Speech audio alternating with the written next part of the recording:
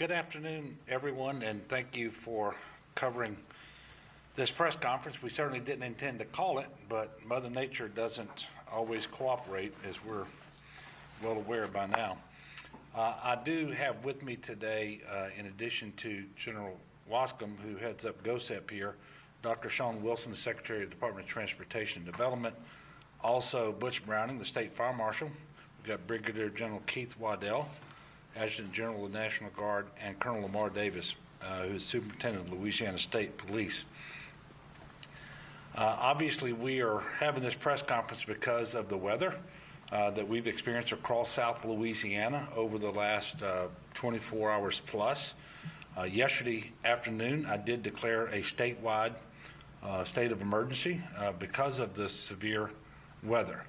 As you know, today we closed state offices in 4 parishes, those being Calcasieu, East Baton Rouge, Iberville, and Ascension. If there are going to be additional closures tomorrow, we'll make that announcement later this afternoon. As you all may be aware, some parts of Lake Charles received up to 15 inches of rain in localized areas, which caused, and by the way, this fell over just 8 to 10 hours, an extreme amount of rain that caused extensive street flooding, and we know that many residences and businesses were flooded as well. And for the people in Southwest Louisiana who've been adversely affected by this weather event, our hearts are truly breaking. I'm sorry that you are having to deal with this again.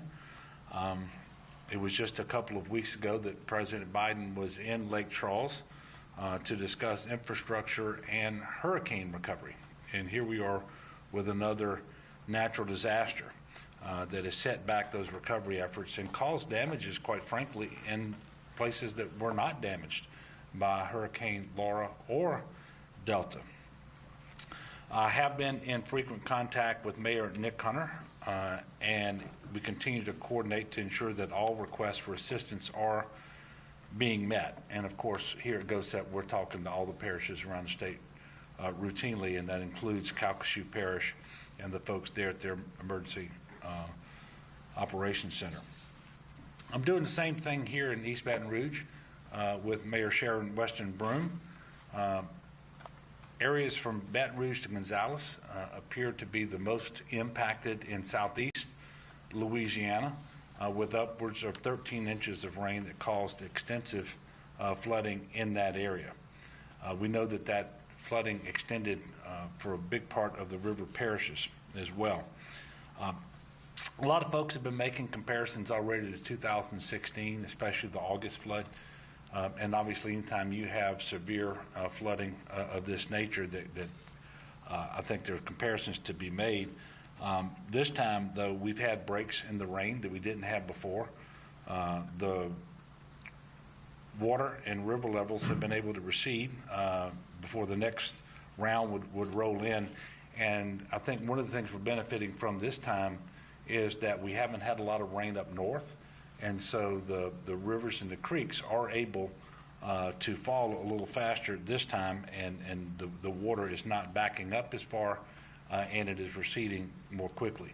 However, if you're one of the people with water in your home or water in your automobile, then that's of little consolation to you. So this is a very serious weather event, and we're certainly aware of that.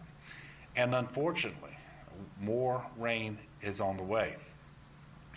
We are anticipating additional rainfall tonight and tomorrow morning. The forecasts are very imprecise, and the first people to tell you that are the folks at the National Weather Service and the meteorologists. But we believe there will be more rainfall tonight and tomorrow, and then there should be a break and then an additional round of storms coming into the area on Thursday. But the situation remains fluid. These forecasts cannot be precise, so it is extremely important that everyone pay attention to your local authorities, watch the news, make sure that you're looking at at the Weather Channel, and then if alerts come across for flash flooding, whether it's a watch or a warning, please make sure that you heed those. While we hope that the worst of this rainfall is behind us, we can't be sure of that, And because the ground is already saturated and the rivers and creeks are high already, it doesn't take as much new rainfall to have a very serious impact with respect to more street flooding and flooding of homes and businesses. Unfortunately, there have been some fatalities, and the investigations are not complete, but this is what we know. There was an incident in West Baton Rouge Parish last night involving a submerged vehicle. It appears that one of those individuals is deceased, another was injured, and yet another is missing. And again, that investigation continues. There's also been reports that we're working to confirm that a body has been found in a flooded vehicle in Baton Rouge on Bluebonnet Boulevard, and obviously that investigation continues as well. And then there are up to 2 additional deaths in Baton Rouge that may be linked to power outages.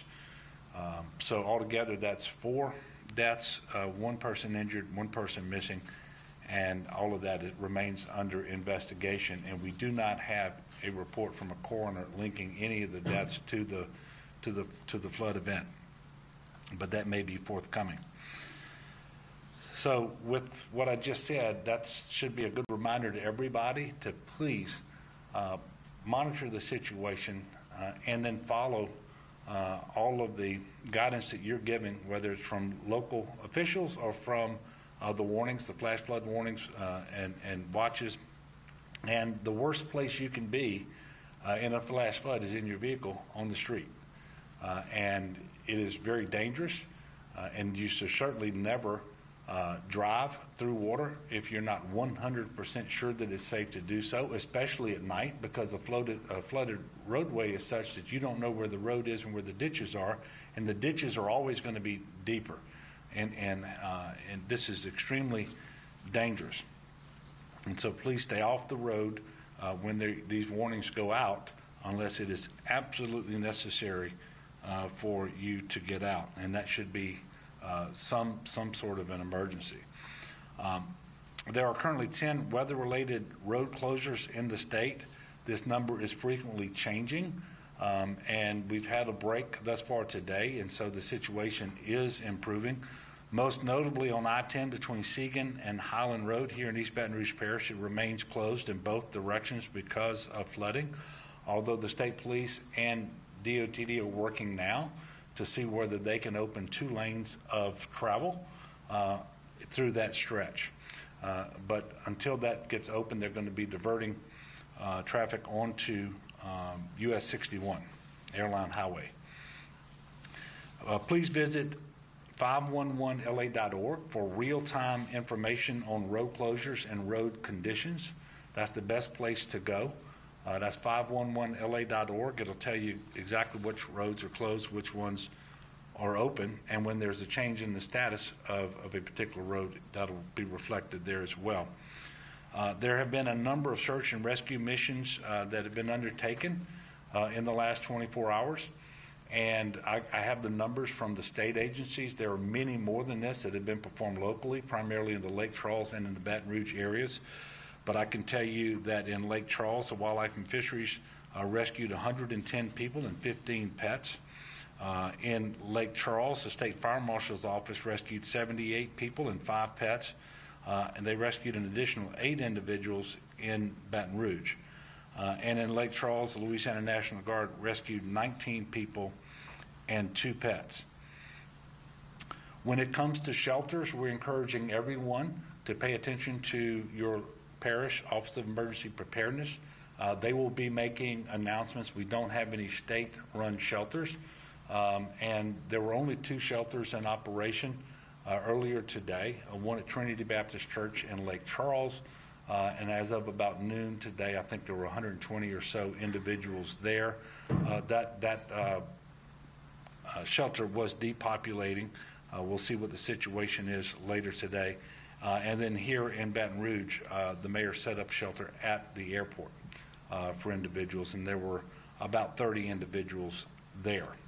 But as far as sheltering operations, those are all going to be locally run, And so we encourage people to make sure that you're following the guidance of your local officials. As of noon today, the Public Service Commission reported 10,430 outages, and that was down from 25,000 outages at 6 a.m. So power restoration is happening relatively quickly.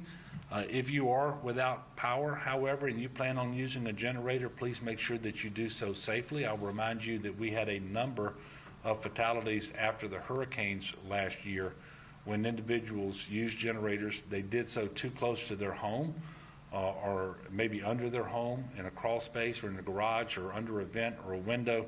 Please make sure that you don't do those things and get the generator at least 20 feet from your house in a well-ventilated area. And then if you're going to change the fuel or refill it, make sure that it cools off completely before you do that. Finally, with hurricane season approaching and beginning in just a couple of weeks on June 1st, it is a reminder to everyone to please get a game plan. You can go to getagameplan.org.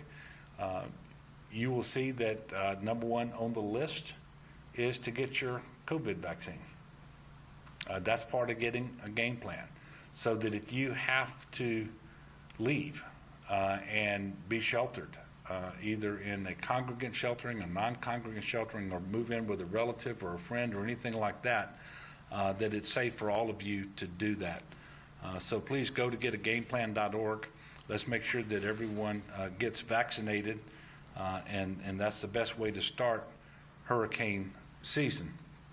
Speaking of COVID, today we did report 494 new COVID cases, and there are currently 299 individuals in the hospital across the state of Louisiana. And very sadly, we are reporting 11 additional deaths over the last 24 hours. As of today, we are at 10,500 even in the number of people who've died from COVID-19 since the start of the pandemic here in Louisiana. And I know that people don't necessarily want to think about COVID or vaccinations when your house is being flooded or you're worried that more rain is coming and so forth, but it is extremely important that we do that. 29.5% of our population is fully vaccinated, and that's a decent number. That's a lot of shots, but that means that 70% are not fully vaccinated, and so that means we have a lot of work to do. If you need to get information about where to get vaccinated in Louisiana, visit covidvaccine.la.gov, or you can call 1-855-453-0774. Again, please continue to monitor your local news and follow the advice of local officials. Not sure yet when the next press conference will be. I know we're scheduled to have one on Thursday. That was the regularly scheduled press conference. You see these individuals that I called out here today, so if you have a question that you want to direct to one of them, you may do so at this time, and I'll take your questions as well. Yes, sir. Governor, I just want to make it so far 4 total deaths. Is that what number missing? Well, first of all, none of this has been confirmed by a coroner as being caused by the rain event, the floods. However, at this time, there are investigations into 4 deaths. There's 1 injury and 1 person missing. That's correct. Yes, sir. Is there high water equipment or anything deployed? Yeah, there certainly is, and I'll. By the way, it's all over the state, and I'll let General Waddell come up and tell you how his forces are arrayed. I did authorize him yesterday to go to 250. Yes, sir. In terms of the number of National Guardsmen activated for this particular incident. Overnight, I think he pulled the trigger on 114 of those individuals. Of course, that could have changed since your briefing this morning, but go ahead. Yes, sir. That strength number will continue to go up over the next 12 to 24 hours in terms of the overall forces that we have.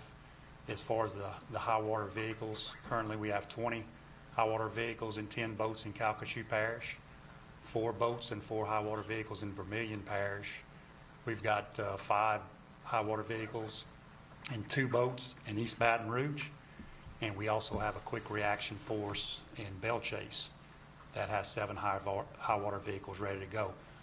Please note that we'll continue to increase the number of high water vehicles that we have. We're hoping to get to 20 for East Baton Rouge by the end of the evening, and as we get more requests that come in through Web EOC, we'll continue to do our best to support that. And I'm sorry, you said you ramped up, deployed how many? 250 or, I'm sorry. Right now, as of last night, we had 114. So the next time we do our report, the numbers will go up, and the governor has authorized us to go to 250, and certainly if we need to go beyond that, I'll go back to the governor for his permission. Thank you. For me or for Jim? Okay. Thank you. Doug. Thank you. And getting back to the question that you asked earlier, just a few minutes ago, the East Baton Rouge Parish Coroner did confirm the death of a 33-year-old male. He was found in a flooded vehicle after the water receded in Baton Rouge, and this was the vehicle on Bluebonnet Drive. And he's confirmed that the death is considered storm-related. Yes, sir. I understand it's still an investigation on the power-related deaths. Is this medical equipment failing? Yes. Yeah, as I understand it, and this has not been confirmed yet, potentially they were on oxygen and needed the power in order to receive oxygen. Yes, sir. Do you anticipate requesting federal relief for this? Or? Yeah, well, we're continuing to put the numbers together in terms of how much individual assistance might be necessary. The public assistance has been relatively limited thus far. And there's really not a lot of public assistance that's required that we can't provide for ourselves. And the first thing you have to state in that request for a federal declaration is that the disaster is such that you don't have the personnel or the equipment necessary to fully respond. At this point, we don't think that's going to be the case on the public assistance side. We are putting information out to the parishes so that individuals can go online and tell us about their damages to their homes. And the individual assistance may be a different story altogether. And so we're going to be putting that together over the next several days. And quite frankly, the event isn't over because we have more rain coming today and tonight, and then again tomorrow, and through Thursday. So we have to be very careful about that. And I want to remind people that it isn't just Baton Rouge and Lake Charles. They got the worst of it last night, but any place in South Louisiana could get it again tonight and then through the rest of the week. Any other questions? Okay. Well, look, thank you all very much. I appreciate you coming out. I would ask us lift up in prayer all the families of the individuals that we just talked about who are deceased or injured or missing, and let's make sure we pull together. Let's be good neighbors to one another in this time when we have so many people whose lives are upside down, but that's especially the case down in Southwest Louisiana, where we know individuals have had their homes now damaged by natural disasters 3 times since August, and some for the first time in this flood, and they didn't flood in Hurricane Delta, for example. So let's do that. Let's pull together, and then we will let you know when the next press conference is. And thank you very much for covering this today.